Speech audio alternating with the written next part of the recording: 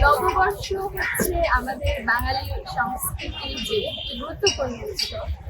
তো এই নববর্ষকে ঘিরে যেমন আমি আমার ছোটবেলা থেকে এই চারুকলার যে নববর্ষ বর্ষবরণের যে শোভাযাত্রা অনুষ্ঠান হয় এর সাথে গভীরভাবে সম্পর্কিত। ছোটবেলা থেকে এখানে প্রত্যেক বছরই কম বেশি আসা হয়। নববর্ষের দিন এসে এই শোভাযাত্রা অংশ নিতে ভালো লাগে, এছাড়া এর আগে এসে প্রস্তুতিগুলো দেখতেও ভালো লাগে। সেই হিসেবে আজকেও যেমন আমি ঢাকা বিশ্ববিদ্যালয়ের শিক্ষার্থী ক্লাস শেষ করে আমি এসেছি এখানে দেখতে যে এবারের বর্ষবরণ প্রস্তুতি কেমন।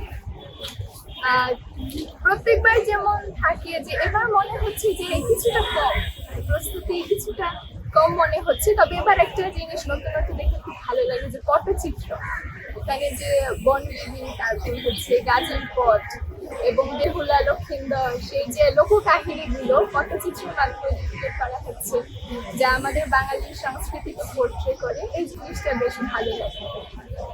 আর প্রত্যেকবার হচ্ছে পরিবারের সাথে, আপনজনদের সাথে, বন্ধু বান্ধব সবার সাথে খুব আনন্দের অবসর।